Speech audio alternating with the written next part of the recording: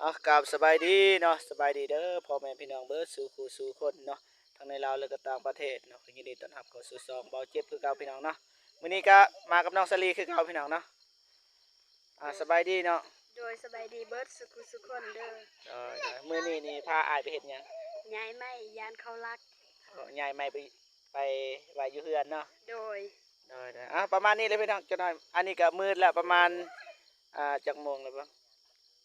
18:37 นาทีพี่น้องไม่ได้ว่าเอาไปเบิ่งนำกันเลยเนาะว่าสิเป็นอะไรไปโอ้ยน้องๆเพิ่นมาซอยพี่น้องนี่มาพี่ไป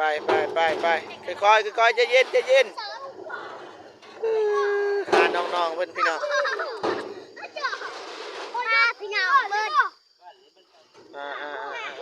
ทางนั้นก็เสียวหักพี่น้องเพิ่นมาซอยพี่น้องเพิ่นก็เรื่องเงินคำเราก็บ่มีคือกันแต่ว่าแห้งเพิ่นมีอยู่เนาะเพิ่นว่าอนาคตเฮาก็บ่ฮู้เพิ่นว่าจะเฮ็ดช่อง YouTube นำพี่น้องนี่ฝากไว้เลยพี่น้องเฒ่าใส่ผลหมู่ของข้าพเจ้าเองพี่น้องอัดเคินกล้องแน่น้อยนึงนะเพิ่นก็มาซอยหาเพิ่นเต็มใจพี่น้องน้องสลีก็อยู่เทิงพี่น้อง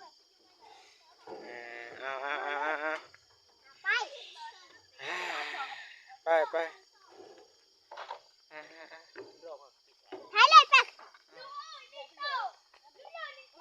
ังใจเย็นน้องสลีพักก่อนให้น้องๆไปเด็ดพักก่อนโอ้จะหน่อยเปื่อนอีกอาบน้ำแล้วบ่อาบแล้วล่ะมาไม่ได้กินทั้งหมดออกทางนั้นออกเด้อ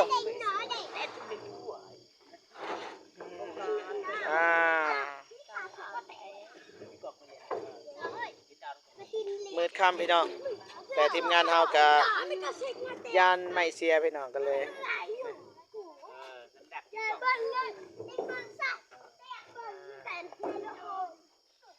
ใจเย็นเด้อใส่ให้การเด็กพี่น้องเพื่อนมาซอยพี่น้องเลย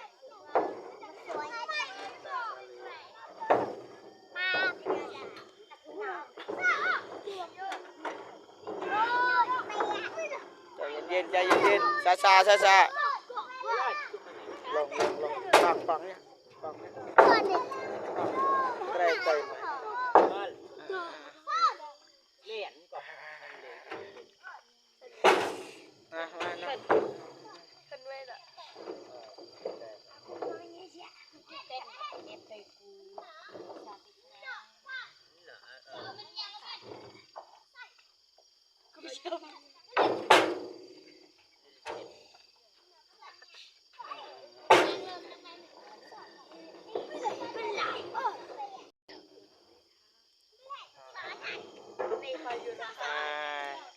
ขอบใจหลายๆเด้อบ่าวค่ำกลางคืนนะเพราะว่าบ่ทันบ่เจ็บก็มาแต่บ้านน้องเด้อพี่น้องเลยมาขับเลยหาโอกาสมาเฮ็ดพี่น้องให้มันแล้วซะ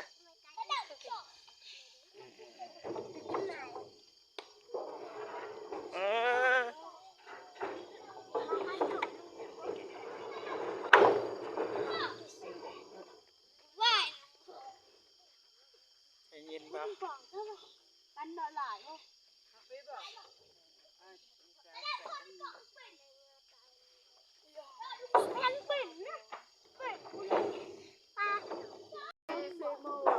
ไป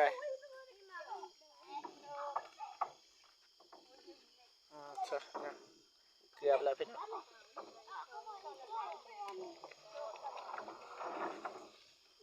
น้องสลีแฟนเจ๊งก็ติดมีจุดเด้อยังโอ้ตาย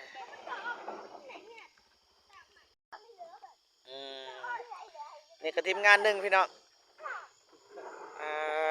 บริจางบรินันได้พี่น้องแต่ว่าเพื่อนมาซอยคือกันพี่น้องเบาอาคีเสืออาคีเด้อกองบ่แจงพี่น้อง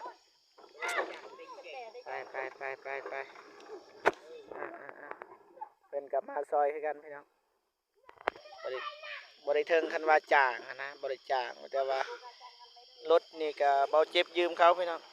แต่ว่าเจ้าของรถเป็นว่าเบาเจ็บมีเท่าไรก็เอาให้เท่านั้นนะเพราะว่าเพิ่นก็ฮู้ว่าเบาเจ็บบ่มีเงินนะเพิ่นก็อยากซอยแน่นะไป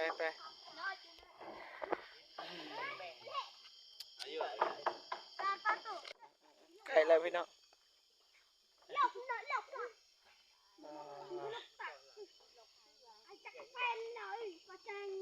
บ่แล้วพี่น้อง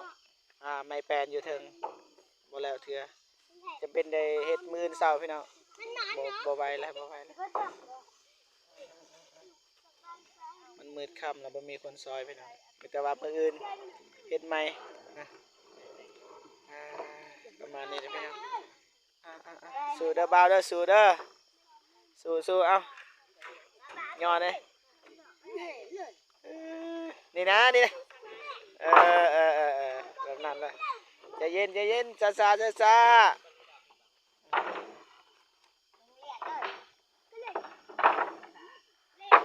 ส่ให้งานเด็กพี่น้องบอกว่าผิดกฎ YouTube เป็นนี่ก็บ่ฮู้เด้อสู้เถอะ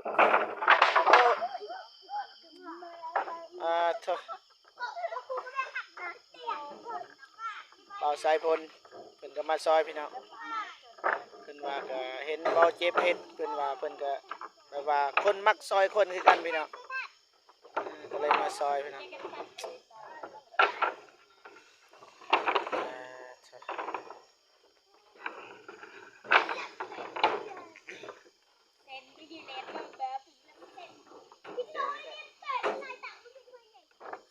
ใจเย็นช้าสำเร็จแล้วพี่น้องไปพากันย่างเมื่อไปย่างเมื่อไ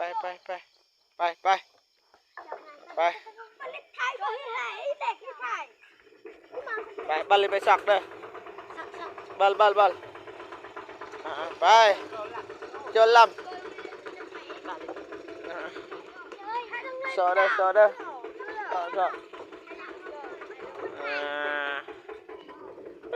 รถไถพี่น้อง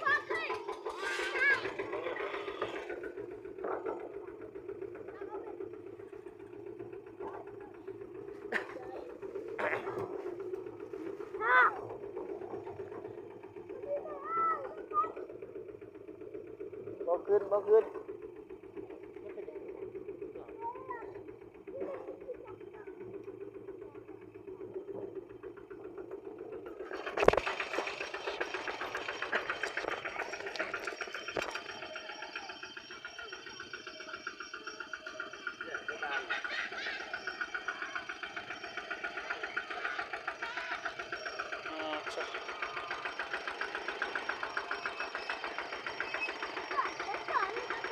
เต็มเลยพี่น้อง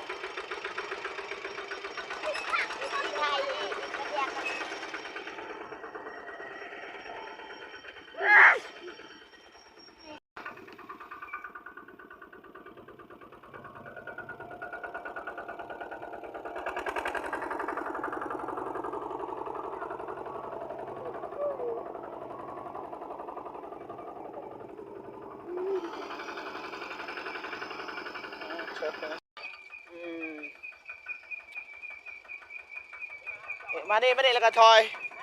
อีดอยายจะไม่ทอยจะไม่ต่อ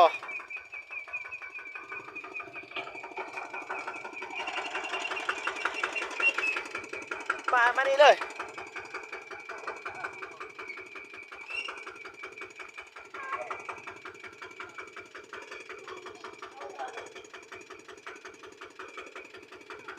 โอเคบ่โอเคมาเลยสัน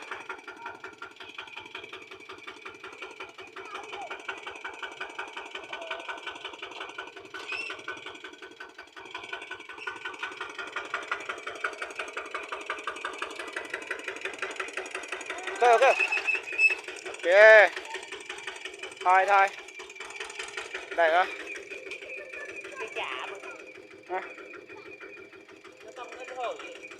เอาพอแล้วอ่ะลงไปกองอยู่นี่เด้อใจเย็นนี่อ๋อนี่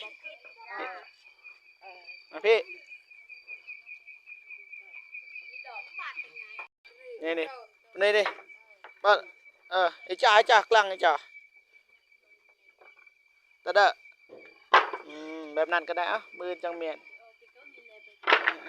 เอาก่อนเอ้ยเนาะเออเออ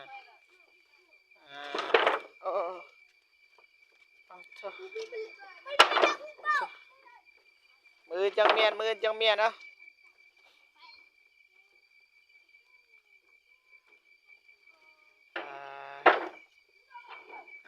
บ่าว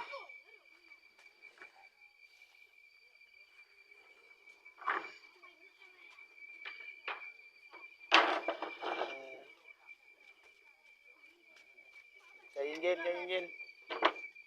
อ่าน้องครับน้องสาลีพี่น้อง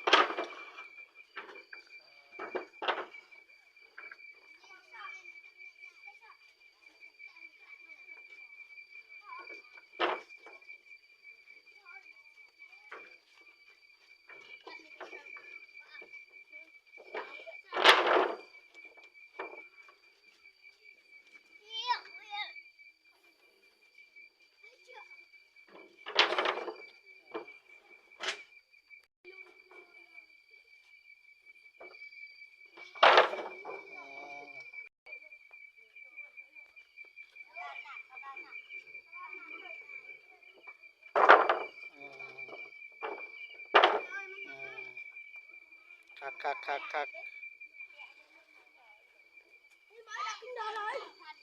หยุด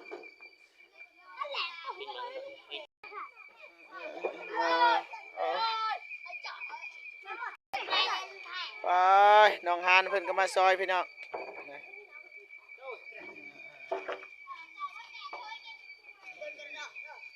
คักเลยอยากมืดนะพี่น้องกล่องก็บ่แจงนะอีกอย่างก็กลางคืนนะเอาโจ้น้องฮานพี่น้องน้องสาลีไปเมื่อยบ่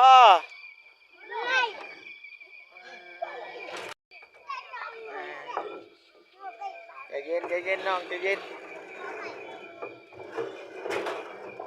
เอ้ย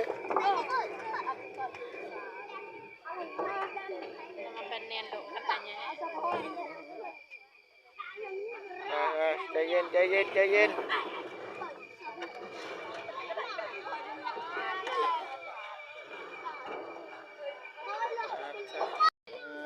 ไปเบาไปสู้เด้อเอ้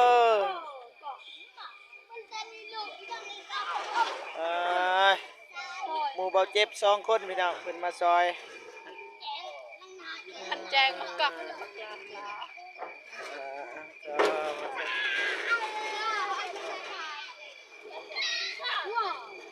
จับก่อนหยุดไปเอ้ยนะใจเย็นก็ไอ้บ่าวกำลังเยอะนี่อัดประตูวะนี่สำเร็จแล้วพี่น้องเต็มรถพี่น้องประมาณนี้นะพี่น้องมีแต่ว่าเบาเจ็บสิไปส่งรถก่อนนับจากคนเมื่อกี้นี่มาพี่ที่ใดเด้อโอเคพี่1 2มาพี่เข้ามา3 4 5 6 7มาไปแน่นี่มาแม่นปะฮะ7 คนปะโอ้ มันจะ7คนบ่1 2 3 4 5 6 7 8เข้า10เข้ามา10คนขอบใจหลายๆเด้อที่ซอยอ้ายเด้อเห็นบ่เอาล่ะอ้ายสิเอาน้ำใจให้เด้อ1 2 3 4 5 6 7 8 9 10พอดีเลยคนละ10,000เด้อมาแบ่งกันเด้อนี่จะมาคนใหม่อ้ายเดี๋ยวจะให้อีกเด้อ ให้สุดเลย ไปสิครับไปสิครับ คอยเลย เอาไปยังไงไปแบ่งกันเด้อไปประมาณนี้พี่น้องรถกับบอเจ็บยืมเขาพี่น้องแต่ว่าเขากับบอเงินพี่น้องแต่ว่าเขาว่าก็อยากช่วยเหลือแต่ว่าบัตรบอเจ็บสิได้คลิปมันเขาว่าบ่เป็นหยังบ่เป็นหยังแต่ว่าคือว่าเนี่ยเขาบ่อยากให้เปิดเผยพี่น้องแต่ว่าเขาก็อยากช่วยเหลือในแล้วก็กับทีมงานผู้ของบอเจ็บคือกันเขาเซเว่นแล้วก็เขาโอเคเพิ่นก็มาย่อซอยพี่น้องประมาณนี้พี่น้องแต่ว่าเอาเจ็บก็สิกลับก่อนเนาะจังได๋ก็ขอบคุณเนาะผู้ใหญ่ใจดีแล้วก็ FC ทุกท่านเข้ามาให้กำลังใจเนาะ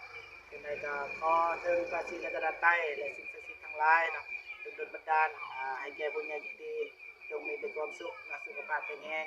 ประสบผลสำเร็จในหน้าที่การงานนะไปที่ใดก็ขอให้ปลอดภัยนะพบเจอในความสุขเนาะอันตรายไปทุกข์จะมีเปลี่ยนตัวเจ้าขอให้เงินกับเขาผมมาคือน้ำแกงให้นังนับแต่แบกแรงเสานับเอาไว้สุขุสุขคนเด้อนะเอาขอตัวกลับก่อนพี่น้องบ๊ายบาย